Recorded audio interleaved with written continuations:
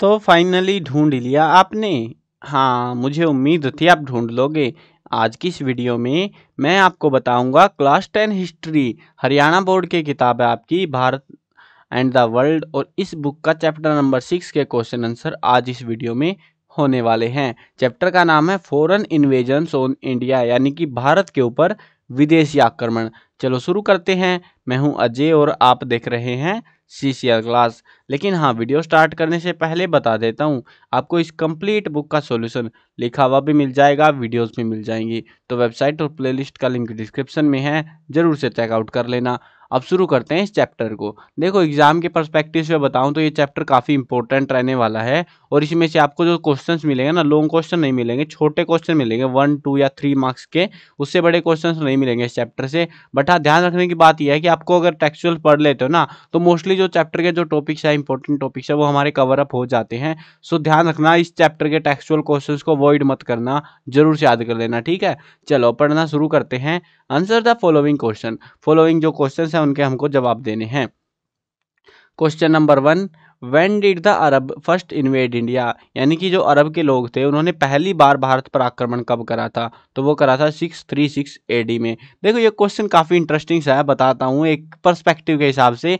अगर इस क्वेश्चन में आपसे ये पूछा जाए when did the Arab first successful invade in India, तो मतलब अगर यहाँ पे एक वर्ड ऐड हो जाए ना, यहाँ पे सक्सेसफुल है ना, तो उसकी वजह से जो है क्या होगा, अब फर्क ये होगा कि इन्होंने जो पहला आक्रमण था ना, वो तो 636 AD में करा था, लेकिन पहली बार ये सफल हुए थे 712 AD में सिंध प्रांत के अंदर, सिंध रीजन के अंदर।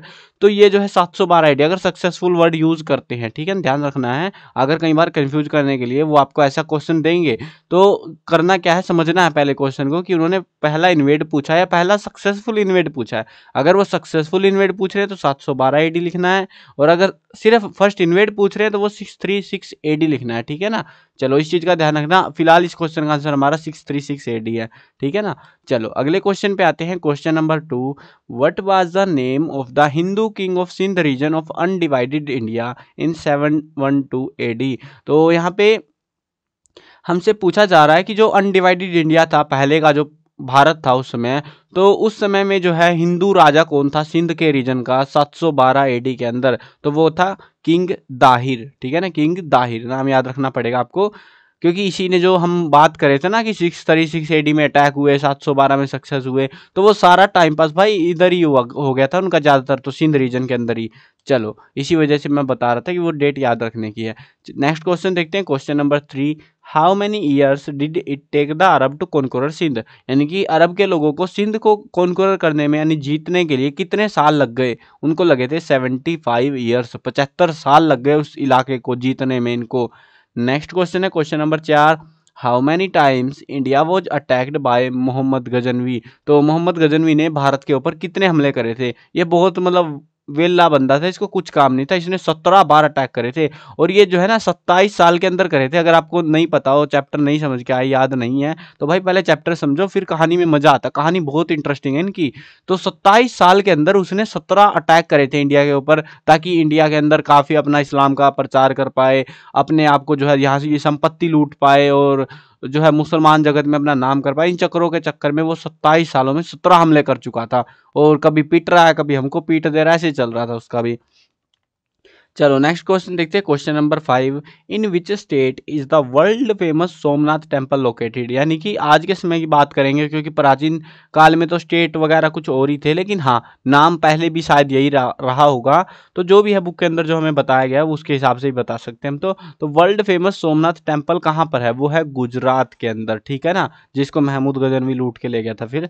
चलो नेक्स्ट क्वेश्चन देखते हैं। Question number 6, in 1191 AD there was a war between whom in the field of Tarain, तो तराइन का जो क्षेत्र था ना, तो वहां पे जो एक लड़ाई हुई थी 1191 के अंदर, वो किसके बीच हुई थी ये हमसे पूछ रहे हैं। तो ये हुई थी between Mohammad Ghori and Prithviraj Chauhan third. अब ये जो है थोड़ा सा इंटरेस्टिंग है, कंफ्यूजन नहीं होना चाहिए आपको। कई बार जो है पृथ्वीराज थर्ड लिख देंगे, ये स्पेलिंग, ये वर्ड और ये, ठीक है, ये चौहान बीच में से गायब कर देते हैं कई बार, मतलब ये कंफ्यूजन वाली बात है बस, और कुछ नहीं है, ठीक है ना। पृथ्वीराज थर्ड लिख देंगे, या फिर लिख देंगे कई बार पृथ्वीराज चौहान, ये गायब कर देंगे। तो इसमें कंफ्यूजन नहीं होना, ये पूरा एग्जैक्ट नाम तो ये पड़ेगा, ठीक है ना। पृथ्वीराज थर्ड चौहान, मतलब चौहान उनका वंश था तो पृथ्वीराज चौहान कहते थे वैसे उसको, लेकिन वो पृथ्वीराज चौहान में थर्ड नंबर का चौहान था, ठीक है ना, पृथ्वीराज नाम से थर्ड जो है पर्सन था, तो इस वजह से उसका नाम पृथ्वीराज थर्ड भी कहते हैं, पृथ्वीराज चौहान भी कहते हैं। मैंने पूरा नाम लिख दिया, जो सा भी याद रहे आप कर लेना, या पूरा लिख दो कोई दिक्कत नहीं है, ठीक है, फिर भी कोई दिक्कत नहीं है।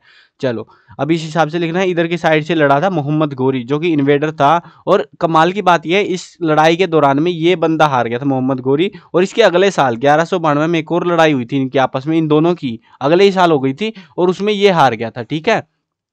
और उसके बाद इसको दिल्ली सल्तनत मिली थी मोहम्मद गोरी को। चलो अगले क्वेश्चन पे आते हैं, क्वेश्चन नंबर 7।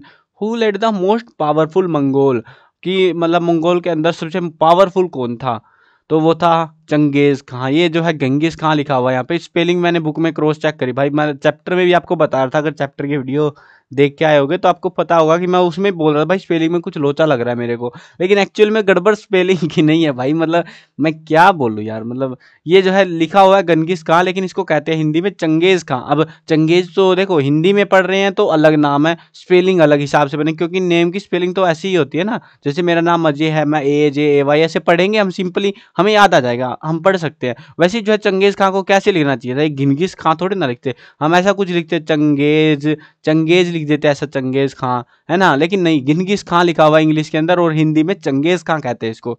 तो ये बड़ा कंफ्यूजिंग लगा मेरे को, मतलब पहली बार ऐसा लगा कि हिस्ट्री में इंग्लिश और हिंदी में लोचा हो रखा है। चलो कोई ना, आपको ये स्पेलिंग याद करनी है भाई, ठीक है, गिनगिस खां। चलो नेक्स्ट क्वेश्चन देखते हैं। क्वेश्चन है when did the first battle of Panipat take place, Panipat की पहली लड़ाई कब हुई थी, तो पानीपत की पहली लड़ाई 1526 के अंदर हुई थी, 1526 AD में। चलो नेक्स्ट क्वेश्चन देखते हैं, question number 9। What was the name of the invader who plundered the Kohinoor diamond from India, यानी कि उस इन्वेडर का, आक्रमणकारी का नाम बताना है जिसने भारत से कोहिनूर हीरे को लेके गया था जो, तो उसका नाम था नादिर शाह। इसके अलावा भी जो है वो पीकॉक, पता नहीं पीकॉक कुछ करके जो है एक वो भी लेके गया था, थ्रोन वगैरह सिंहासन वगैरह भी लेके गया था, कहीं मतलब और भी बहुत सारी चीजें लेके गया था, तो ये काफी हरामी बंदा था ये भी, नादिर शाह, ठीक है ना। चलो नेक्स्ट क्वेश्चन देखते हैं। When did the third battle of Panipat take place, Panipat की तीसरी लड़ाई कब हुई थी। ये डेट जो है ना, डेट काफी इंपॉर्टेंट रहती है इस चैप्टर से, और ये जो डेट है पानीपत की लड़ाइयों को लेके, पानीपत में 3 लड़ाइयाँ हुई थी एक्चुअल में, बट चैप्टर में 2 ही बता रखे हमको, तो वो डेट्स आपको याद रखनी है, ठीक है ना, पहले वाली की भी और दूसरे वाले की भी, जो कि टेक्सचुअल्स में आ गई ऑलरेडी, इसीलिए मैं बता रहा था कि टेक्सचुअल वाले काफी इंपॉर्टेंट है इस चैप्टर से। जनवरी 14 1761, ठीक है। चलो नेक्स्ट क्वेश्चन देखते हैं। क्वेश्चन है हमारे पास लेट्स लर्न, चलो सीखते हैं भाई। अब ये क्वेश्चन देखो, अभी तक जो हम पढ़े थे वो सारे 1 मार्क्स के थे, अभी जो क्वेश्चन सारे हैं वो 2 मार्क्स और मे बी 3 मार्क्स के हो सकते हैं, ठीक है ना, वो ज्यादा फर्क हम बता नहीं सकते उस चीज में, वो डिपेंड करता है क्वेश्चन पे ही। Question 1। What were the main routes of entry into India from the west? What do you understand by a pass? यानी कि इस क्वेश्चन में 2 क्वेश्चन है एक्चुअल में। यहाँ पे पहले पूछा है कि what were the main routes of entry, Bharat में एंट्री करने के मेन रूट्स कौन से थे वेस्ट डायरेक्शन से, और उसके बाद पूछा है कि ये पास नाम की जो बला है ये क्या होती है, तो दोनों के आंसर देते हैं हम। There were 3 main routes to enter India from the west, Bharat के अंदर एंट्री करने के मेनली 3 ही रास्ते थे वेस्ट की डायरेक्शन से। The first was to reach the west coast by sea, एक तो था समंदर के रास्ते, समंदर के बंदरगाह पे पहुंच जाओ कहीं पे। The second was the major ridge is located on the north western border of undivided India in the north west of Khyber Gomal and Bolan, तो ये कुछ जो है पासिज थे, रूट्स थे, तो इन रास्तों से खैबर गोमल बोलन, तो इन रास्तों के थ्रू भी बहुत सारे लोग आते थे, बहुत सारा ट्रेड जो है ना, एक्चुअली में अगर ध्यान दोगे आप हिस्ट्री के ऊपर, तो ये वो इतने खूबसूरत रास्ते से जहाँ से सबसे ज्यादा ट्रेड हुआ करता था, लैंड टू लैंड अगर ट्रेड होता था ना तो अरब के साथ में, तो वो इसी रास्ते से होता था। The third was the flat part of Makran desert, और तीसरा इलाका था मकरान के डेजर्ट से आने का, लेकिन ये थोड़ा खतरनाक था क्योंकि पानी की किल्लत बड़ी थी और रास्ता बहुत लंबा था, तो इसीलिए ज्यादातर जो अटैक्स हुए थे वो हमें इन वाले रीजन से देखने को मिले। हाँ कुछ लोग हरामी थे, जब यहाँ पे पार नहीं बनती थी वो इधर आते, फिर इधर पहले तो स्टार्टिंग में तो अटैक हुए थे यहाँ पे, यहाँ वाले राजा बहुत ताकतवर थे, उसके बाद इन दोनों को प्रेफरेंस दी गई और फिर इन्हीं से अटैक होते गए नॉन स्टॉप। चलो अब यहाँ पे एक और क्वेश्चन था हमारा, अगर ध्यान दोगे, what do you understand by a pass, तो वो भी बता देते हैं साथ में, पास क्या होता है। The natural routes for movement in mountainous areas are called passes, तो यानी कि वो एरिया, मतलब वो रास्ते पहाड़ों के अंदर जो प्रकृति ने अपने आप ही बना दिए हैं, तो उनको हम पास कहते हैं, ठीक है ना। या हिंदी में अगर कहें तो दर्रा कहते हैं उसको, अगर कोई हिंदी पढ़ के आया है पहले तो उसके लिए थोड़ा सा हेल्प आउट हो जाएगा। चलो नेक्स्ट क्वेश्चन देखते हैं, question number 2। What were the motives behind Mohammed Ghaznavi attack on India. ये काफ़ी मस्त इंपॉर्टेंट क्वेश्चन है। अब यहाँ पे क्या पूछा गया है कि जो महमूद गजनवी था ना, उसने जो भारत पे अटैक करे, उनके पीछे उसके मोटिव्स क्या थे, वो चाहता क्या था भाई भारत से। तो उसको 3 चीज़ें चाहिए थी भारत से। पहला था स्प्रेड इस्लाम, दूसरा था प्लंडर इंडियाज वेल्थ, और ये दोनों चीज़ें मिला के अगर कहें तो एक चीज़ और भी चाहिए थी उसको, he wanted to become famous in the Muslim world by spreading Islam in India. तो देखो यहाँ पे पॉइंट हिंदी में वैसे समझ आ गए होंगे, आसान से है। वो इस्लाम धर्म को भारत में फैलाना चाहता था। दूसरा था वो भारत की संपत्ति को लूटना चाहता था। प्लंडर का मतलब होता है लूटना चाहता, हड़पना या लूटना की बात होती है। He wanted to become famous in Muslim world, वो अपने संसार में मुसलमानों के जो एरिया था जहाँ से वो आया था गजनी से, तो वहीं से जो उस एरिया में वो फेमस होना चाहता था कि भैया ये पहला बंदा है, क्योंकि उससे पहले कोई सक्सेसफुल हो ही नहीं पाया था इंडिया के अंदर इस्लाम के स्प्रेड करने में। तो वो भी एक उस टेक्निक की वजह से भारत पे अटैक करता था। नेक्स्ट क्वेश्चन देखते हैं, प्यारा सा क्वेश्चन है, when and between whom did the battle of Tarain take place. तो मतलब ये लड़ाई कब और किसके बीच में लड़ी गई थी। तराइन की जो जगह थी ना, वहाँ पे जो लड़ाइयाँ हुई वो किसके बीच में थी। तो यहाँ पे एक्चुअल में 2 लड़ाइयाँ हुई थी। 2 battles of Tarain were fought which are as follows. तो ये जो तराइन का एरिया था, यहाँ पे 2 लड़ाइयाँ हुई, दोनों मतलब एक बार हुई और सेम कैरेक्टर्स ने दूसरी बार। ये बहुत ही आसान सा क्वेश्चन है, मतलब याद करने के पर्सपेक्टिव से बता रहा हूँ, बहुत इजीली याद कर सकते हो, क्योंकि दोनों लड़ाइयों में कैरेक्टर भी सेम है, साल भी ऑलमोस्ट सेम है। ये 1191 में हुई थी और अगले ही साल फिर लड़ाई हो गई 1192 में। ठीक है, इसको कहते हैं फर्स्ट बैटल ऑफ तराइन और दूसरी को कहते हैं सेकंड बैटल ऑफ तराइन। अब ये ध्यान रखने की बात है, जिस प्रकार से मैं आपको आंसर रिप्रेजेंट कर रहा हूँ ना कि भैया लड़ाई हुई कैसे हुई, तो ये हेडलाइन हो गई, हेडलाइट कह रहा हूँ भाई, तो ये हेडलाइन हो गई हमारी। और यहाँ पे इसी तरीके से सेम इसी तरीके से आपको भी प्रेजेंट करना आना चाहिए।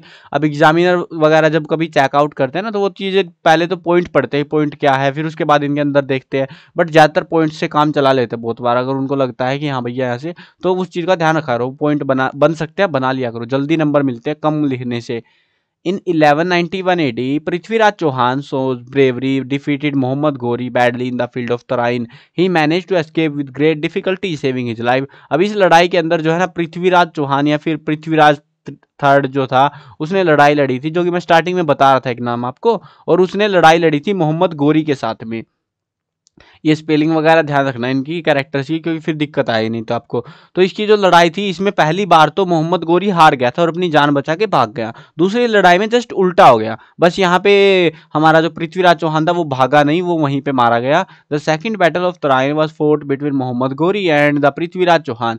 In this war, Prithviraj Chauhan showed bravery, but he was defeated. Delhi came into the possession of Mohammad Ghori. और यहाँ पे दिल्ली सल्तनत जो थी ना, अब मोहम्मद गोरी के कब्जे में आ चुकी थी, क्योंकि वो वहाँ का राजा जो पृथ्वीराज चौहान था वो हार चुका था युद्ध को। चलो अगला क्वेश्चन देखते हैं, question number 4। Where and how did Mohammad Ghori defeat India for the first time. यानी कि यहाँ पे क्वेश्चन थोड़ा सा इंटरेस्टिंग लगा मेरे को, मतलब भाई यहाँ पे पूछना क्या चाह रहे हैं ये लोग। देखो आपको क्वेश्चन की हिंदी अगर हम करते हैं सभ्य और संस्कारी तरीके से, तो होगा क्या समझो, when and how did Mohammad Ghori defeat India for the first time. यानी कि आपको पढ़ने से ऐसा लग रहा होगा ना कि मोहम्मद गोरी ने भारत को पहली बार कब हराया, है ना, ऐसा कुछ यहाँ पे लग रहा होगा आपको, फीलिंग ऐसी ही आ रही है ना क्वेश्चन का आंसर समझने से। लेकिन एक्चुअली में भाई इंटरेस्टिंग चीज़ ये है कि इस क्वेश्चन में ये पूछा ही नहीं गया। मतलब मैंने हिंदी की बुक चेक करी, जो इतिहास की हिंदी मीडियम है ना, क्योंकि बुक में चैप्टर सेम है, क्वेश्चन सेम है, सब कुछ सेम है, बस वो ट्रांसलेटेड है इंग्लिश हिंदी में ऐसे करके।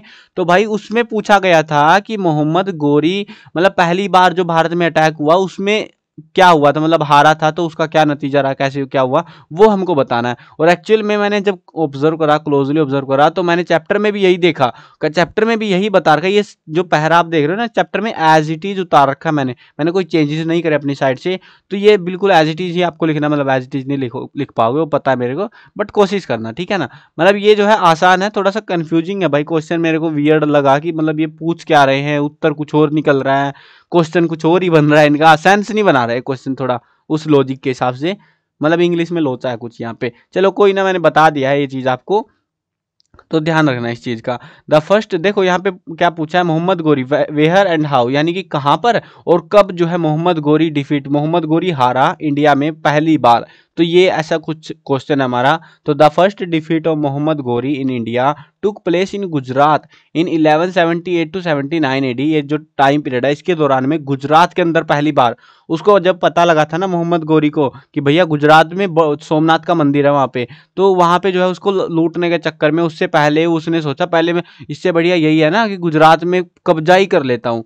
वो कुछ ज़्यादा चौड़ में था, मंदिर लूटना अलग पर्पस था, लेकिन वो सबसे पहले जो है गुजरात का जो फेमस था कोस्टल एरिया था उससे ज़्यादा इंप्रेस हो गया था। उसकी वजह से उसने प्लान किया कि मैं गुजरात को जीतूँ। वहाँ पे अटैक हुआ था 1178-9 के अंदर वो लड़ाई हुई थी। At that time Gujarat was ruled by the ruler of Chalukya dynasty Mulraj second. तो उस समय जो है मूलराज सेकंड जो है उस समय रूल कर रहा था चालुक्य वंश का। मोहम्मद घोरी अटैक्ड अनिलवारा जो कि पठान का एरिया है विया सदर्न राजपुताना, तो वहां से होता हुआ मतलब राजस्थान से का एरिया ना जो वहां से अटैक करा उसने। Under the leadership of Naika Devi the courageous mother of Mulraj second and Bhima second the army of Anilwada faced Mohammad Ghori at a place called Kayadan near Mount Abu. अब यहाँ पे क्या हुआ, यहाँ पे लड़ाई हुई। ये जो मूलराज था ना जो राजा था, और ये जो भीमा था, भीमा अब आप नहीं जानते कोई बात नहीं, हम भी नहीं जानते भाई, तो ये दोनों भाई थे और इनकी माँ थी नायका देवी। और ये पूरी जो लड़ाई थी ना नायका देवी ने लड़ी और बेचारे की पोपट हो गया मोहम्मद गोरी का वहां पे।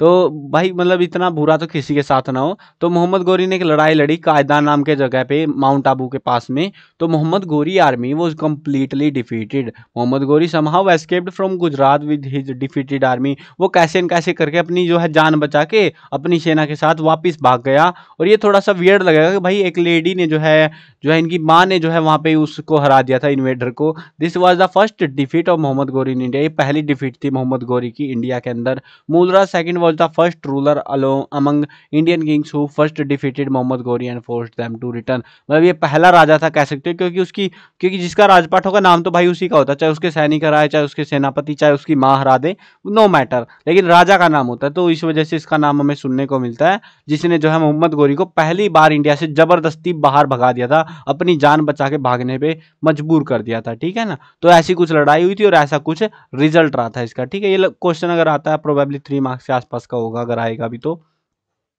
चलो नेक्स्ट क्वेश्चन आते हैं डिस्कस। और ये बड़े फालतू क्वेश्चन है जिसमें आप टाइम पास कर सकते हो। अरे नहीं कर सकते भाई, ऐसे मजाक में मत लेना तुम बिल्कुल भी, पढ़ लेना इन क्वेश्चंस को। ठीक है ना, बहुत इंपॉर्टेंट क्वेश्चन है ये। देखो पानीपत की जो लड़ाइयाँ हैं तो उनको जरूर याद कर लेना, क्योंकि मेरे को लग रहा है उसमें से क्वेश्चन आ सकता है अच्छा खासा। चलो क्वेश्चन नंबर 1 देखते हैं। Right a short description of the first battle of Panipat. यहाँ पे हमको जो है यहाँ सिंपल क्वेश्चन भी बना सकते हैं वो लोग। Explain first battle of Panipat ऐसे करके। तो पानीपत की पहली लड़ाई हमको एक्सप्लेन करनी है और ये क्वेश्चन एग्जाम के पर्सपेक्टिव से इंपॉर्टेंट है भाई। ठीक है ना, याद करना जरूर से इसको, डिस्कस वाले पोर्शन को भी याद कर लेना। The first battle of Panipat was fought on 21 April 1526 AD between Babar and Ibrahim Lodi. ये लड़ाई हुई थी। सबसे इंपॉर्टेंट इंटरेस्टिंग चीज बताऊं आपको कैसे याद करनी रहती है लड़ाइयां, अगर मतलब नहीं याद होती जिन स्टूडेंट को, उनको बता देता हूँ। आपको जो है सबसे पहले राजाओं के नाम याद करने हैं। कहानी को तो चलो जो भी है वो लड़ाई मची भाई, ऐसे मत लिख देना कि लड़ाई मची और कतरे मतलब लोगों ने इधर की सेना भागी उधर की सेना भागी और दोनों ने चक्कू मारे तलवार मारी और ये सेना मर गई। तो ऐसे मत लिखने लग जाना, सीधा प्यार से लिखना होता है। पहले हमें राजाओं के नाम पता होने चाहिए दोनों साइड के, कौन से ने अटैक करा, कौन सा हारा, कौन सा जीता, बस 2 नाम और उनमें से कौन सा जीत गया, मेन तो ये होता है। उसके बाद तारीख याद करनी होती है, किस तारीख को वो कांड हुआ था। तो अगर आपको पूरी डेट याद ना है 1526 याद कर सकते हो आप सिंपल तरीके से ना। तो 1526 में बाबर और इब्राहिम लोदी के बीच में ये लड़ाई हुई थी। Ibrahim Lodi was the ruler of Delhi Sultanate while Babur was the ruler of Fergana located in Asia. अब जो इब्राहिम लोदी था वो दिल्ली सल्तनत का राजा था और बाबर जो है वहाँ पे फ्रगना का राजा था, जो कि एशिया के अंदर कोई जगह है वहाँ पे। तो Babur won in this war and he defeated and killed Ibrahim Lodi. तो उसने जो है बाबर ने ये लड़ाई जीती और उसने जो है इब्राहिम लोदी को मार डाला एंड एंडेड द दिल्ली सल्तनत। और उसके बाद दिल्ली सल्तनत खत्म कर दी। Babur established the Mughal empire in India. और उसके बाद शुरुआत हुई मुगल एम्पायर की। ठीक है ना, तो यहाँ पे अगर क्वेश्चंस में ध्यान दोगे ना अब आपको समझ आएगा। ऐसे ऐसे क्वेश्चन भी पूछ लेते कभी कभी तो कि मुगल एम्पायर की शुरुआत किस राजा ने करी थी, तो बाबर ने करी थी। ठीक है, ऐसे ऐसे क्वेश्चन आप समझोगे चैप्टर को, कहानी को। इसीलिए मैं बता रहा हूँ चैप्टर ये बहुत ज्यादा इंपॉर्टेंट है। इसमें बहुत क्वेश्चन बनेंगे और छोटे क्वेश्चन बन रहे हैं, बड़े क्वेश्चन नहीं बन रहे हमारे पास कोई। और ऐसे ऐसे क्वेश्चन भाई भर भर के है। मैं अगर टाइम मिलेगा तो शायद आपके लिए बना भी दूँ शॉर्ट क्वेश्चन वगैरह अलग से, तो देखूंगा अगर टाइम मिल पाए तो। नहीं मिला तो भाई आप एडजस्ट कर लेना, बता रहा हूँ मैं, जैसे गाइड अप कर रहा हूँ वैसे उस हिसाब से कर सकते हो फिर आप। आप। चलो क्वेश्चन नंबर 2 देखते हैं। क्वेश्चन नंबर 2 है describe the resistance to the attacks made by Mohammad Ghaznavi. तो हमको जो है रेजिस्टेंस होती है रुकावटें, तो जो मोहम्मद गजनवी ने जो अटैक्स करे ना उनमें जो है रुकावट कैसे मिली, क्या दिक्कतें आई उसको, वो हमको एक्सप्लेन करनी है। ये थोड़ा फालतू सा क्वेश्चन है, कोई सेंस नहीं बना रहा। चलो, the Hindu Shahi ruler opposed the invasions made by Mohammad Ghaznavi. अब जो है हिंदू शाही जो राजा थे ना, हिंदू वंश के जो राजा थे, उन्होंने इनको अपोज करा मोहम्मद गजनवी को। इन 1001 AD he attacked the Hindu Shahi ruler Jaipal. 1001 AD के अंदर उसने जो है हिंदू शाही रूलर, हिंदू वंश का जो राजा था जयपाल, जो कि सिंध राजा का सिंध का ही था शायद, या कहीं और का था भाई, दाहिर था यार वहाँ का, तो जयपाल कहीं और का था शायद से। चलो कोई ना, जो भी है, तो जयपाल जो राजा था, अभी कहानी पढ़ाई थी तब तो याद था, अब भूल गया मैं, कोई ना। तो उसने जो है जयपाल के ऊपर अटैक करा और उसकी वजह से जो है in the battle near Peshawar Jaipal fought valiantly but was defeated. यहाँ पे लड़ाई पेशावर के पास में लड़ाई हुई और बहुत ही शानदार तरीके से लड़ी, लेकिन भाई जयपाल ये लड़ाई हार गया। When he was returning to Ghazni the Jat of Sindh blocked his way. अब ये जो है ना, उसके बाद क्या हुआ, उसने जो है यहाँ पे बहुत सारी लूट मचाई, मतलब कत्लेआम मचाता गया। ऐसा नहीं है कि कोई भाई चुप चपाक कर चला जाएगा। अब बहुत मतलब टाइम तक रहा वो अच्छे खासे, और उसके बाद दंगे वंगे करा के मंदिर तोड़ के वो जब वापस जा रहा था ना गजनी, तो the Jat of the Sindh blocked the way. जो सिंध के जाट थे उन्होंने उसका रास्ता रोक लिया। But he somehow manage to take away the wealth from India to Ghazni. और जो भी संपत्ति उसने लूटी थी इंडिया से बहुत सारे मंदिरों से, वो सारी को पता नहीं कैसे गजनी ले जाने में सफल हो पाया। Mohammad Ghaznavi destroyed many temples of Hindu religion and took away valuable things from them. Mohammad Ghaznavi ने मंदिरों को, हिंदू मंदिरों को तोड़ दिया और साथ में जो है बहुत सारी संपत्ति अपने साथ ले गया। तो ऐसा ही कुछ हुआ था बस, और रुकावट के नाम पे ज्यादा कुछ रोक नहीं पाया था भाई, क्योंकि जयपाल जो है था मेन राजा था वहां पे डिफेंस करने के लिए, और वो मरने के बाद में कुछ ज्यादा कर नहीं पाए लोग, और उसके बाद बस अटैक अटैक ही सहे लोगों ने कत्लेआम मचा था। क्या ही रेजिस्टेंस करते भाई यहाँ पे। चलो नेक्स्ट क्वेश्चन देखते हैं। Question number 3, mention the atrocities committed by Nadir Shah on the people of Delhi. यानी कि जो बोल सकते हो कि दर्द भरी दास्तां हमको बतानी है, दिल्ली के लोगों पे क्या बीती नादिर शाह के दौरान में, जब नादिर शाह का अटैक हुआ था, वैसा ही कुछ हमको यहाँ पे बताना है।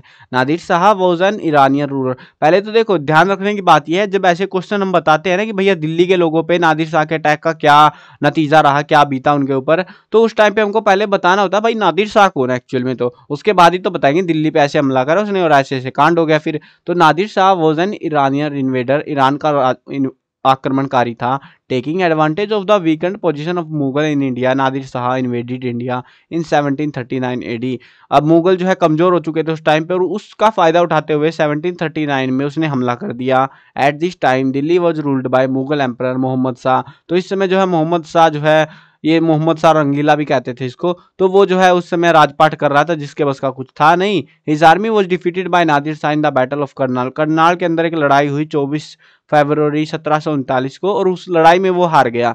Nadir Shah stayed in Delhi for about 2 months। Nadir Shah जो है ना दिल्ली में लगभग 2 महीने तक रहा। Nadir Shah carried out a massacre in Delhi. और इसी दौरान जो है ना, इस 2 महीनों के दौरान उसने हत्याकांड चला के रखा। मिशन था लोगों को मारो, मतलब बच्चे औरतें जो भी मिल रहा था, बूढ़े जो भी मिल रहा, सबको उड़ा दे रहा था वो। His soldier did not spare even women children and old people. उसकी जो सेना थी, सैनिकों ने जो है बच्चों पर, औरतों पर, बूढ़ों पर भी दया नहीं दिखाई, उन पे भी कत्लेआम चलता रहा। Plundering and killing continued in Delhi for 3 days। और ये कत्लेआम लगभग 3 दिनों तक चला दिल्ली के अंदर। नदियां बहा दी थी भाई खून की इन्होंने। With in 3 days 3 crore rupees were plundered from the common people of Delhi. और इसी 3 दिनों के दौरान में 3 करोड़ रुपए वहां की आम जनता से लूट लिए गए, वसूल किए गए। Nadir Shah return to Iran with the famous Kohinoor diamond and peacock throne from India. ये काफी इंटरेस्टिंग लाइन है, ये ध्यान रखना है कि नादिर शाह जो है ना जाते समय अपने साथ एक तो कोहिनूर हीरा लेके चला गया, और एक था पीकॉक थ्रोन, जो कि वहां का जो मुगल राजा था ना, जो मोहम्मद शाह रंगीला था, तो उसका जो है वो थ्रोन था, सिंहासन था। बताते हैं ये कुछ मतलब 1000 किलो के आसपास कुछ था, सोने का बना हुआ था, हीरे मोती जड़े हुए थे, तो काफी खूबसूरत सिंहासन था, और उसको भी वो अपने साथ ले गया उठा के। भाई मतलब कैसे छोड़ दिया, सोना है ना, तो पहले सोना बहुत था इसीलिए सोने की चिड़िया कहते थे, लेकिन ऐसे उठा उठा के लेके जाओगे तो भाई क्या चलेगा फिर, सोना है ना। किलो के हिसाब से उठ रहा था सोना भारत से। तो ये था टोटल सीन, ठीक है ना। तो ये क्वेश्चन में जो है ना छोटे छोटे क्वेश्चन कहीं सारे अगर आप ध्यान दोगे, जैसे करनाल की लड़ाई कब हुई, या फिर जो है नादिर शाह का आक्रमण कब हुआ इंडिया पे, है ना, या फिर जो है कोहिनूर हीरे को कौन ले गया, पीकॉक थ्रोन को उठा के कौन ले गया, दिल्ली में कत्लेआम किसने मचाया, सब में ये नादिर शाह था, ठीक है ना। तो ऐसे ऐसे छोटे छोटे क्वेश्चन आते हैं जो कि बन सकते हैं। अब वो क्वेश्चन पता नहीं भाई किस हिसाब से बनाएंगे, वो तो आप ही जानो, है ना। एग्जाम के टाइम पे आप ही को पता लगेगा, पेपर आएगा, क्योंकि फर्स्ट टाइम पेपर होता है तो ये दिक्कत रहती है, बाद में हो तो फिर नहीं दिक्कत रहती मेरे को भी। फिर मैं बता सकता हूँ कि हाँ ऐसे क्वेश्चन आते हैं, ऐसे नहीं आते, लेकिन पहली बार हो रहा है भाई, ऐसा तो रहेगा। चलो कोई ना, इंपॉर्टेंट क्वेश्चन की वीडियो देख लेना और बेटर मिल जाएगा आइडिया आपको। Question number 4, right an article on the demolition of Somnath temple. Somnath का जो मंदिर था वो कैसे बर्बाद हुआ या तबाह हुआ, डिमोलिश होता है ना बर्बाद कर देना, टुकड़े टुकड़े कर देना, तो वो कैसे हुआ उसके बारे में हमको एक आर्टिकल लिखना है, बताना है, बस सिंपली एक्सप्लेन करना है, ठीक है ना। Mohammad Ghaznavi decided to attack the temple of Somnath in Gujarat. Gujarat के अंदर सोमनाथ मंदिर के ऊपर मोहम्मद गजनवी ने अटैक करने का प्लान करा। The huge temple here was world famous. ये जो मंदिर था ये बहुत बड़ा मंदिर था और दुनिया भर के अंदर प्रसिद्ध भी था। Hindus has deep faith in this temple. हिंदुओं का बहुत मतलब गहरा विश्वास था इस मंदिर में। Mohammad Ghaznavi attacked the temple of Somnath to disturb the sanctity of the temple and plunder its wealth.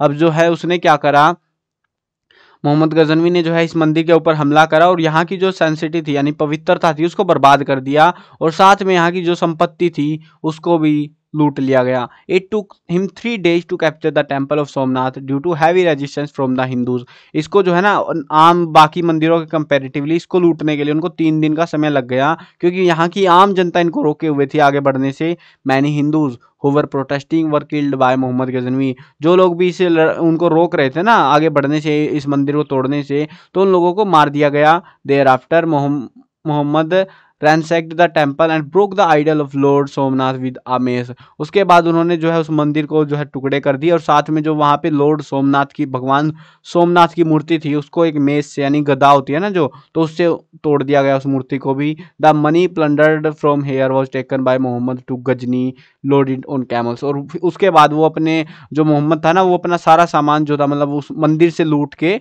ऊंटों पे लाद के और गजनी लेके चला गया था। तो ये हुआ था पूरा उस मंदिर में और इस तरीके से वो तबाही मची थी। अब ज़्यादा दुख भरी कहानी बताएंगे तो भाई रोने आ जाएंगे, है ना। तो सिंपल सिंपल ऐसा ही होता है। चलो नेक्स्ट क्वेश्चन देखते हैं। क्वेश्चन है what were the effect of foreign invasion on India. ये जो इफेक्ट है यहाँ पे हमसे पूछ रहे हैं कि जो फॉरेन आक्रमण हुए थे ना, विदेशी आक्रमण थे, उनका भारत के ऊपर क्या इम्पैक्ट पड़ा या इफेक्ट हुआ वो हमको बताना है। तो देखो ज़्यादा से ज़्यादा कितने का आएगा, ये 5 नंबर का आ जाएगा। तो मैंने इसीलिए 5 पॉइंट लिखे। अगर पूछे आपसे 3 मार्क्स का, 2 मार्क्स का नहीं पूछेंगे, ठीक है ना। तो 3 मार्क्स या 5 मार्क्स में, अगर 3 में पूछते हैं 3 पॉइंट लिखने हैं, 5 का पूछे 5 पॉइंट लिखने हैं। मैंने आसान आसान पॉइंट लिखे हैं ताकि आपको जो कहानी आपने पढ़ी है ना ऑलरेडी, तो उससे समझ आ जाएगी भाई हाँ ऐसा ऐसा ऐसा तो लिख सकते हैं। जैसे कि उनका पॉलिसी क्या रहती थी, स्प्रेड ऑफ इस्लाम, है ना।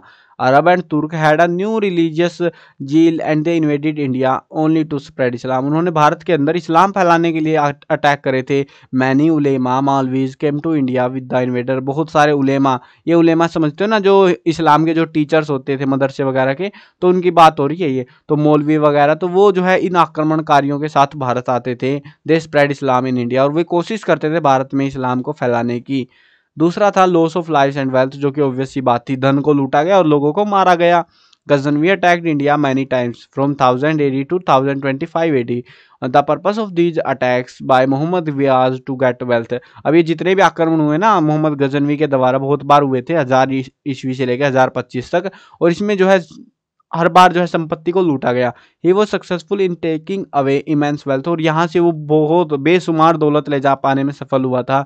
Although the direct goal of Ghor's attack was not to get money in his companion incident like massacre are described. अब ये जो गोर था, ये गोर कौन था याद होगा आपको, मोहम्मद गोरी की बात कर रहे हैं हम यहाँ पे।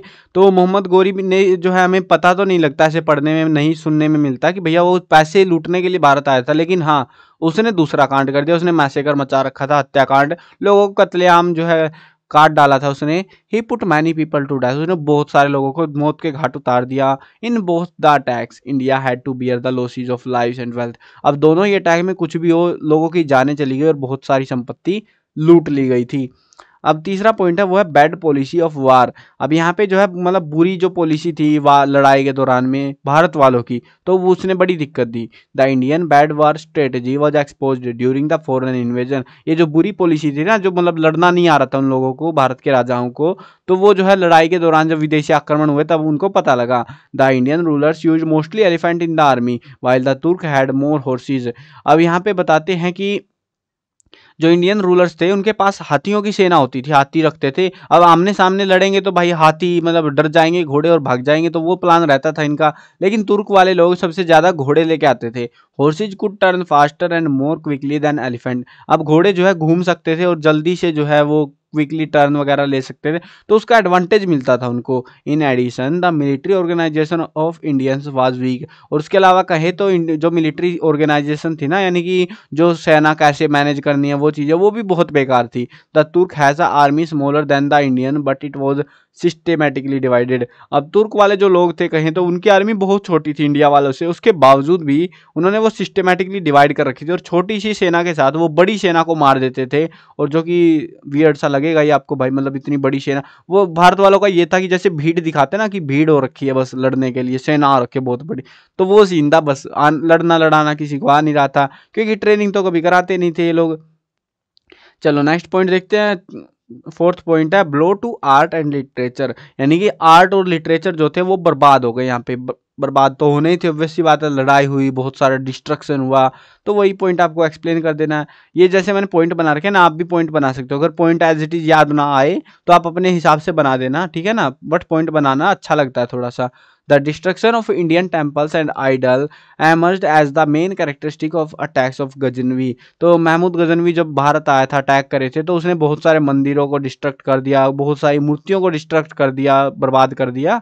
तो buildings, shrine and temples at Thanesar, Nagarkot, Mathura, Kannauj, Somnath were demolished. और इसके अलावा जो इमारतें थी, मंदिर वगैरह, काफ़ी सारी जगह पे अलग अलग एरियाज के अंदर उनको बर्बाद कर दिया गया। These magnificent art sculptures and spaceman were destroyed for ever. और ये जो चीज़ें बर्बाद हुई, आर्ट के स्कल्पचर्स थे, बहुत सारी जो है अलग अलग चीज़ें थी, ये हमेशा के लिए विलुप्त हो गई भारत से। तो और भी काफ़ी सारे आप एक्सप्लेन कर सकते हो अगर आपको टाइम लगे तो। मतलब आप ये बता सकते हो कि भारत से वो अच्छे लोगों को उठा के ले गया जिनको मतलब अच्छा नॉलेज थी, तो उनको उठा उठा के ले जाके वहाँ मार दिया गजनी में। बहुत बुरा कांड हुआ था भाई। मतलब एक्सप्लेन करने के लिए थोड़ा सा लिखा है, क्योंकि 5 नंबर में ज़्यादा लिखोगे तो फिर कितना ही लिख दोगे ना, वो तो अपना मन है, फिर तो कितना ही लिखते रहो बैठ के। वो तो वैसे भी पॉइंट का ही नंबर मिलना है, 1 पॉइंट का 1 नंबर समझ लो। पॉइंट बनाने हैं ना हमको तो एक्चुअली। चलो नेक्स्ट पॉइंट देखते हैं, establishment of Turk power in India. और फिफ्थ पॉइंट हुआ कि तुर्कों की जो ताकत थी भारत के अंदर जो है वो देखने को मिली, स्टेब्लिश हो गई थी वो। Turk invasion led to the establishment of Turk power in India. अब तुर्कों के जो आक्रमण हुए उसकी वजह से भारत में तुर्कों की पावर आ चुकी थी। This was the most wide spread effect of तुर्क इन्वेजन। और ये सबसे बड़ा प्रभाव था जो देखने को मिला। गोरी captured Punjab and occupied the interior part of India as well. गोरी ने जो है पंजाब को, और साथ में ये गोरी याद रख लेना, गोरी गोरी कर रहे हैं ना, महमूद गोरी की बात हो रही है ये, तो वो उसने जो है पंजाब और उसके आसपास के इलाके को कब्जा कर लिया। After the second battle of Tarain the he captured Delhi, Kannauj, Ajmer, Mathura and Gujarat. और दूसरी लड़ाई जो तराइन की लड़ाई हुई ना, पृथ्वीराज के साथ हुई थी, मोहम्मद गोरी की, जिसको याद होगा, पता होगा उनको, है ना। अभी थोड़ी देर पहले तक पढ़ के आए थे हम लोग, तो वही लड़ाई की बात कर रहे हैं। तो उसने जो है दिल्ली को कब्जा कर लिया, दिल्ली सल्तनत बर्बाद करी थी ना उसने। उसके बाद उसने कन्नौज, अजमेर, मथुरा, गुजरात ऐसे आसपास के एरिया पे और कब्जा कर लिया। Thus, at the time of the death of Gori in 1206 AD, the Turk Empire was established in India। और उस समय जो है ना 1206 में जब उसकी मृत्यु हुई ना, तुर्कों का जो राजा था यानी गोरी की मृत्यु हुई, तो उस टाइम तक काफ़ी बड़ा जो एम्पायर उनका इंडिया के अंदर बन चुका था। सो ये भी हमें देखने को मिला, पहले ऐसा नहीं हो पाया था उससे पहले तो, ठीक है। चलो अब जो है नेक्स्ट क्वेश्चन आते हैं, लेट्स थिंक एंड इलिस्ट्रेट। चलो ख्याली पुलाव पकाते हैं और थोड़ा सा विचार लगाते हैं। पहला क्वेश्चन है, if there had been no foreign invasion. ये फालतू क्वेश्चन है, ये वाला पोर्शन जो है आपको स्किप कर देना एग्जाम के पर्सपेक्टिव से, ठीक है। ये लिखना चाहो तो लिख लेना, कोई बड़ा इशू नहीं है, बट एग्जाम में नहीं आने वाला इस वाले पोर्शन से क्वेश्चन। मतलब 2 ही क्वेश्चन है शायद इसमें, आई थिंक सो, जहाँ तक याद है मेरे को। हाँ 2 ही क्वेश्चन है, ये 2 क्वेश्चन छोड़ देना, ये बिल्कुल याद नहीं करने हैं, इससे ऊपर ऊपर के करने हैं। वैसे लग रहा हो भाई कितने सारे क्वेश्चन बता दिए तुमने, तो हम याद कैसे करेंगे इनको। या भाई मैंने जितना शॉर्ट हो सका ना क्वेश्चन के आंसर को उतना कोशिश करी है, और साथ में एक्सप्लेन कर दिया है ताकि आपको याद करने में दिक्कत ना हो। ऑलमोस्ट ज़्यादातर हमने जो बातें करी है ना चैप्टर के अंदर, वो या तो महमूद गोरी की करी है या गजनवी की करी है ना, अगर ध्यान दोगे तो तुम, जिसमें लड़ाइयाँ हुई थोड़ी बहुत, और पानीपत की लड़ाई, ये 3 टॉपिक तो जरूर ध्यान रखने हैं, बाकी तो आपकी इच्छा है याद करो तो ठीक है। मैंने तो सिंपली बता दिया, अगर कोई दिक्कत कुछ माथाफोड़ी नहीं चाहिए, सिंपली इस चैप्टर के टेक्सचुअल कर लो, काफ़ी है वो आपके लिए, ठीक है। चलो अभी एक फालतू क्वेश्चन देखते हैं, थोड़े से पढ़ लेते हैं, इनसे भी कुछ सीखने को मिलेगा, इसीलिए मैं लिख देता हूँ। अगर मेरे को ऐसा लगता है कि इनसे कुछ सीखने को नहीं मिलेगा ना आपको, तो मैं अवॉइड करता हूँ इनको, और बस कल्टी हो लेते हैं फिर हम भी, है ना। लेकिन यहाँ पे सीखने का कुछ, इसीलिए if there had been no foreign invasions on India what would have been the position of India in the current global context. यानी कि क्या हो, हम सोचे जरा कि अगर क्या होता अगर भारत के ऊपर वो विदेशी लोग सोना देख के अटैक नहीं करते, यानी कि भारत का ऊपर अटैक ही नहीं होते, सोने को लूटने को आता ही नहीं, तो क्या होता भारत का आज के टाइम पे। तो आप भी सोच सकते हो क्या होता भारत का। तो चलो देखते हैं आप क्या सोचते हो, और मैंने ये सोच के लिखा है, तो आप बताना आप सही लिखा है या नहीं लिखा है मैंने। If India had not been attacked by foreigners today India would have been one of the richest country in the world. अगर विदेशी लोग भारत पे आक्रमण नहीं करते तो आज के समय में इंडिया बहुत ही ज़्यादा अमीर होता। There would be no trace of poverty in India. Bharat में गरीबी का कोई नामो निशान नहीं होता, क्योंकि भाई इतना सोना था। आज तो पहले आपको नहीं पता हो तो किलो के हिसाब से सोना रखते थे, मतलब मेरी दादी भी बताती है कि उनके पास भी किलो के हिसाब से सिस्टम था पूरा सोने का चांदी का। भाई अभी तो सिस्टम ही बर्बाद हो चुका है। तो and it is also true that if India had not been attacked then India would never have been a united India. ये काफ़ी इंटरेस्टिंग सी बात है, अगर इंडिया के ऊपर अटैक नहीं होते ना तो इंडिया कभी यूनाइटेड इंडिया नहीं बन पाता। India would not have democracy, India में डेमोक्रेसी भी नहीं होती। All would have ruled in their own princely states. सभी जो है अपने अपने राजपाट वाला सिस्टम चल रहा होता अभी भी इंडिया में, राजा वाला राजवंश वाला सिस्टम चल रहा होता। आज भी ऐसे ही आपस में तुतर मुतर होती रहती है, आपस में बजाते रहते हो, है ना। तो ये होता मेरे हिसाब से, क्योंकि एक्चुअली जो है ना ये इकट्ठे हुए क्यों थे भारत वाले जो राजा वगैरह थे ना, ये इकट्ठे हुए क्योंकि इनकी बैंड बजा दी किसी ने आके, और फिर जो है साथी की मदद मांगी, 2 इकट्ठे हुए, 3 4 5 ऐसे इकट्ठे हो गए लड़ा उनसे, और तब जाके वो कहीं टिक पा रहे थे। तो वो दिक्कत थी और इसकी वजह से वो यूनाइट हो पाए और आपसी झगड़े भुला पाए थे। अगर ऐसा नहीं होता तो शायद अटैक ही कुछ और होता। और अभी हम सिर्फ इन्वेजन्स की बात कर रहे हैं, अभी इसी इन्वेजन के अंदर एक चीज और ऐड ऑन कर लो, अगर ब्रिटिशर्स नहीं आते भारत में तो क्या होता।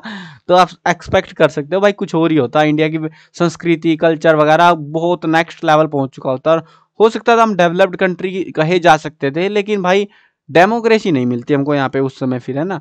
चलो जो भी है अच्छा भी हुआ है बुरा भी हुआ है, आपकी क्या राय है आप भी बता सकते हो कमेंट में लिख के, ठीक है ना। चलो क्वेश्चन नंबर 2 देखते हैं। What would have been the reason for the success of foreign invasion and failure of the Indians to resist them.